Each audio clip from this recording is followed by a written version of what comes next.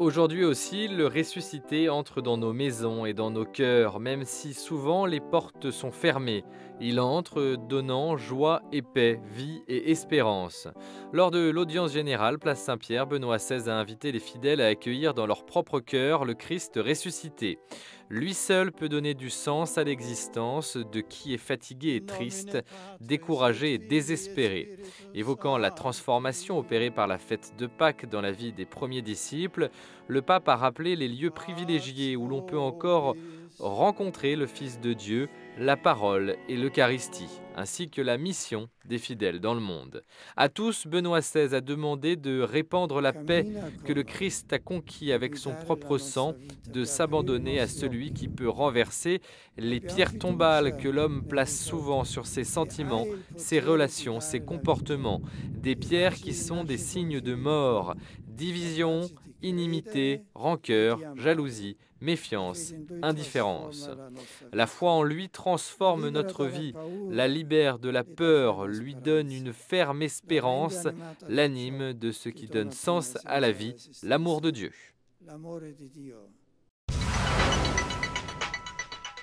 Le culte chrétien n'est pas seulement une commémoration des événements passés, et moins encore une expérience mystique particulière intérieure, mais c'est essentiellement une rencontre avec le Seigneur ressuscité.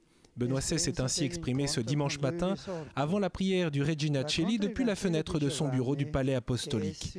Le ressuscité vit dans la dimension de Dieu, au-delà du temps et de l'espace. Et pourtant, il se rend réellement présent parmi la communauté, nous parle à travers l'Écriture sainte et se donne à nous par le pain de la vie éternelle. À travers ces signes, nous vivons ce que les disciples ont expérimenté, c'est-à-dire le fait de voir Jésus et en même temps de ne pas le reconnaître, de toucher son corps, un corps réel, rendu libre de ses liens terrestres. Durant les deux apparitions aux apôtres au Cénacle, le ressuscité répète à plusieurs reprises le salut « La paix soit avec vous ». C'est le don de cette paix que seul Jésus peut donner, a expliqué le pape, parce qu'il est le fruit de sa victoire radicale sur le mal. Une paix qui est le fruit de l'amour de Dieu et qui a poussé le bienheureux Jean-Paul II à consacrer ce dimanche après Pâques à la divine miséricorde. Au cours des salutations en langue française, le pape a demandé de prier pour lui le jour du 7e anniversaire de son élection, jeudi 19 avril, pour que le Seigneur, a-t-il ajouté, me donne la force d'accomplir la mission qu'il m'a confiée.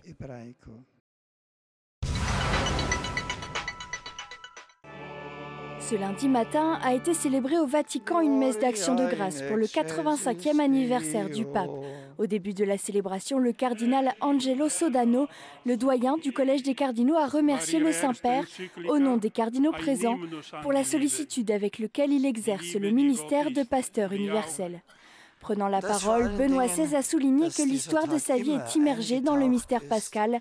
La vie biologique, a-t-il ajouté, est un don de Dieu qui trouve son accomplissement dans la foi et la promesse de la vie éternelle. Une promesse faite par Dieu à ceux qui croient. J'ai été baptisé un samedi saint, a dit le pape, et l'anticipation de la résurrection est la force qui me permet d'avancer chaque jour.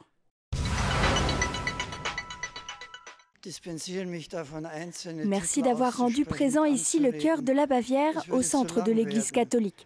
C'est ainsi qu'en fin de matinée, Benoît XVI a salué une importante délégation de Bavière au Vatican à l'occasion de son anniversaire. La salle clémentine du palais apostolique s'est faite l'écho des vœux au pape et des chants traditionnels bavarois, la région dont Benoît XVI est originaire et qui a été désignée par le président du Land de Bavière comme l'État le plus célèbre du monde. Remerciant pour les chants et les salutations de la conférence épiscopale, Benoît XVI a conclu chaleureusement la rencontre par sa bénédiction.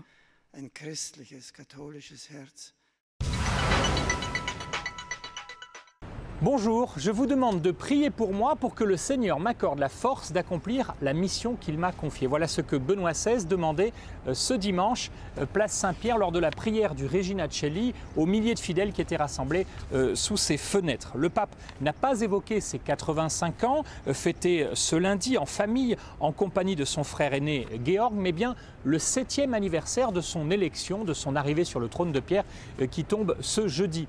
Et cela parce que, malgré la fatigue, ce n'est pas son âge qui l'empêche de mener à bien la mission qui lui a été confiée. Le pape était, on s'en souvient, au Mexique et à Cuba à la fin du mois dernier. Et le Vatican a d'ores et déjà annoncé qu'il se rendra en septembre prochain au Liban pour 3 jours de voyage. C'est d'ailleurs en voyage à Cuba que le pape a fait cette confidence à Fidel Castro, un homme qui est de 1 an son aîné.